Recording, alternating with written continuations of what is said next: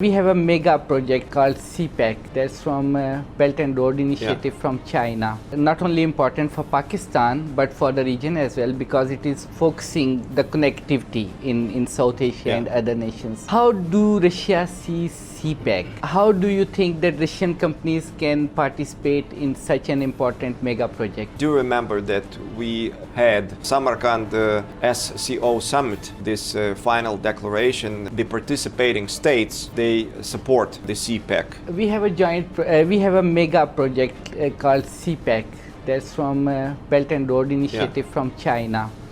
And it is not only important for Pakistan but for the region as well because it is focusing the connectivity in South Asia and other nations. How do Russia see CPEC? And how do you think that Russian companies can participate in such an important mega project? I do remember that we had this Samarkand summit, or Samarkand, I don't know the exact. Samarkand.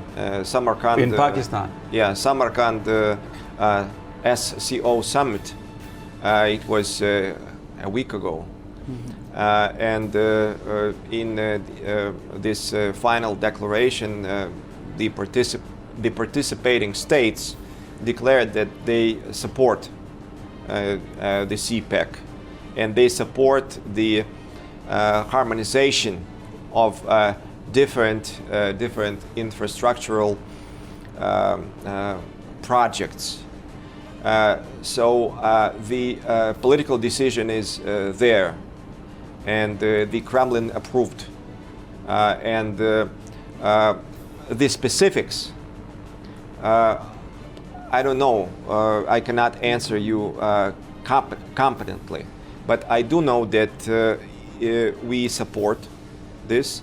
We support the harmonization, and by the way, it's consistent, which has just been said, that we need to diversify regional formats and regional cooperation. And Pakistan has a neighboring country, Afghanistan, that has always been prey to turmoil, civil war and foreign invasions, plenty of things there. So, do you think that after exit of Americans from Afghanistan, the challenges are still there to bring peace in the region? Because in Afghanistan, we have development projects that could be accomplished only when there is a peace in Afghanistan, like KESA 1000, plenty of other projects are there. So do you think the challenges that were there during the time of Americans, they are still there, they exist? I think that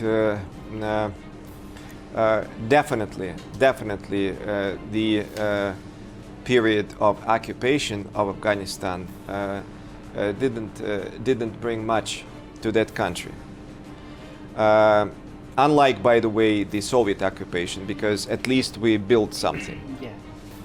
At the same time, I think that the primary task right now is to facilitate the start of the Afghan economy. So Americans are the past, so they're gone.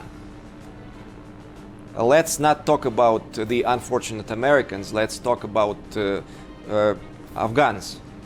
So what we as the international community should do is help start the Afghan economy. And it needs two things. One thing is the willingness of the Afghan people, I'm sure that it's there, and the initial capital. So basically what we're talking about is the resumption of financing out of their own resources, which have been frozen. So as far as I remember, it's like $9 billion. $9 billion. No, they were just frozen. What's going on? So they need that money. Probably there could be some financial advice, because one thing is to fight, Yes. and another thing is to invest and to make business. So probably there should be some kind of assistance in terms of sound financial advice. But you cannot, pocket other people's money.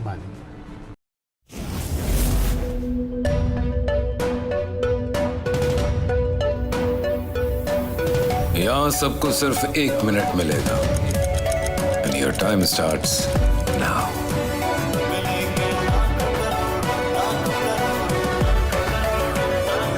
लाखों करोड़ों बस 1 minute में.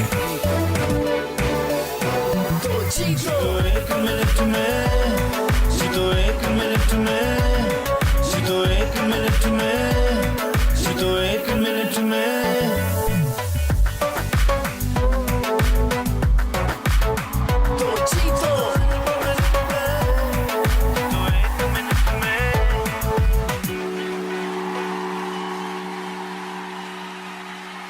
सबसे ज्यादा views, सबसे ज्यादा reels और सबसे ज्यादा रेटिंग के साथ बोल अब भी नंबर 1 पोजीशन पर बरकरार.